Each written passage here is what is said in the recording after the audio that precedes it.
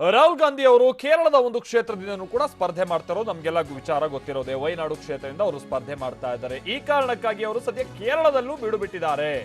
ದೇವರ ನಾಡಲ್ಲಿ ರಾಹುಲ್ ಗಾಂಧಿ ಅವರು ಇವತ್ತು ಕೂಡ ಅಲ್ಲೇ ಇದ್ದು ಪೂಜೆ ಪುನಸ್ಕಾರವನ್ನ ಸಲ್ಲಿಸ್ತಾ ಇದ್ದಾರೆ. ಕೇರಳದ ವಯನಾಡ್ ಕ್ಷೇತ್ರದಲ್ಲಿ ರಾಹುಲ್ ಗಾಂಧಿ ಅವರು ಟೆಂಪಲ್ ರನ್ ನಡೆಸ್ತಾ ಇದ್ದಾರೆ. ಎಲ್ಲಿ ತಿರುನೆಲ್ಲಿ ದೇವಾಲಯಕ್ಕೆ ರಾಹುಲ್ ಭೇಟಿ ಕೊಟ್ಟರು. ಬ್ರಹ್ಮಗಿರಿ ಪರ್ವತದ ಮೇಲಿರುವಂತ ದೇವಸ್ಥಾನ ಇದು. ಆಮೇಲೆ ಅಲ್ಲಿ ಹೋಗ್ಬೇಕು ಅಂದ್ರೆ ಒಂದು ಪ್ರತೀತಿ ಕೂಡ ಇದೆ. ಅಲ್ಲಿ ಪಂಚೆಯನ್ನ ಉಟ್ಟು ಹೋಗ್ಬೇಕು, ಆಮೇಲೆ ಬರಿಗಾಲಲ್ಲಿ ಹೋಗ್ಬೇಕು ಅಂತ. ಈ ಬರಿಗಾಲಲ್ಲೇ ಪರ್ವತ ಹತ್ತಿ ದೇವರ ದರ್ಶನವನ್ನ ಮಾಡಿದ್ದಾರೆ ರಾಹುಲ್ ಗಾಂಧಿ ಅವರು. ಈ ಸಂದರ್ಭದಲ್ಲಿ ಅವರಿಗೆ ಆ ಭಾಗದ ನಾಯಕರು ಕೂಡ ಸಾಥ್ ಕೊಟ್ಟರು. In fact KC. ವೇಣುಗೋಪಾಲ್ ಅವರು, ಕರ್ನಾಟಕದ ಕಾಂಗ್ರೆಸ್ ಉಸ್ತುವಾರಿಯಾಗಿರುವಂತ ಕೆ.ಸಿ. ವೇಣುಗೋಪಾಲ್ ಅವರು ಕೂಡ ಸಾಥ್ ಕೊಟ್ಟಂತ ಸಂದರ್ಭವನ್ನ ಗಮನಿಸ್ತಾ ಇದ್ದೀವಿ.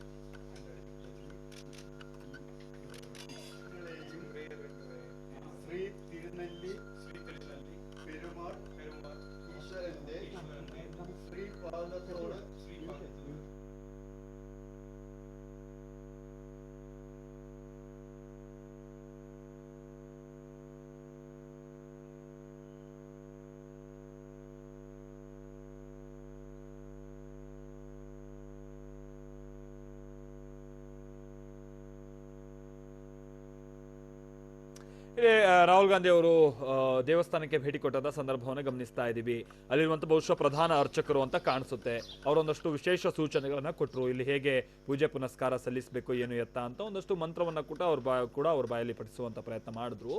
ಆಮೇಲೆ ನಮಸ್ಕಾರ ಮಾಡೋದಕ್ಕೆ ಹೇಳ್ತಾರೆ, ಅವ್ರು ನಮಸ್ಕಾರ ಮಾಡ್ತಾರೆ. ಹಾಗಲ್ಲ, ಸಂಪೂರ್ಣ ನಮಸ್ಕಾರ ಅಂದ್ರೆ ಸಾಷ್ಟಾಂಗ ನಮಸ್ಕಾರ ಅಂತ ಹೇಳ್ತಾರೆ ಅಂತ ಕಾಣಿಸುತ್ತೆ. ಆ ಕಾರಣಕ್ಕಾಗಿನೇ ರಾಹುಲ್ ಗಾಂಧಿ ಅವರು ಸಂಪೂರ್ಣವಾಗಿ ಮಲಗಿ ನಮಸ್ಕಾರ ಮಾಡ್ತಾರಲ್ಲ, ಸಾಷ್ಟಾಂಗ ನಮಸ್ಕಾರ ಮಾಡಿ ಅನಂತರಲ್ಲಿ ದೇವರ ದರ್ಶನವನ್ನ ಪಡೆದಂತ ಸಂದರ್ಭ ಇದು. ಆ ಗುಡ್ಡವನ್ನ ಹತ್ತಿ ಬಹಳಷ್ಟು ದೂರ ಕ್ರಮಿಸಬೇಕು. ಇನ್ಫ್ಯಾಕ್ಟ್ ಇವತ್ತು ರಾಹುಲ್ ಗಾಂಧಿ ಅವರು ಕೂಡ ಹಲವು ತಾಸುಗಳ ತನಕ ಅವರು ನಡ್ಕೊಂಡು ಹೋಗಿದ್ದಾರೆ. ಬರಿಗಾಲಲ್ಲೇ ನಡೆದು ಅವರು ದೇವರ ದರ್ಶನವನ್ನ ಪಡೆದಿದ್ದು. ಚಂದ್ರಮೋಹನ್ ನಮ್ಮ ಪ್ರತಿನಿಧಿ ಇದಕ್ಕೆ ಸಂಬಂಧಪಟ್ಟಂತೆ ಮತ್ತಷ್ಟು ಡೀಟೇಲ್ಸ್ ಅನ್ನ ಕೊಡ್ತಾರೆ. ಚಂದ್ರಮೋಹನ್, ಈ ವಿಶೇಷ ಸನ್ನಿವೇಶದ ಬಗ್ಗೆ ಏನ್ ಡೀಟೇಲ್ಸ್ ಲಭ್ಯ ಆಯ್ತು?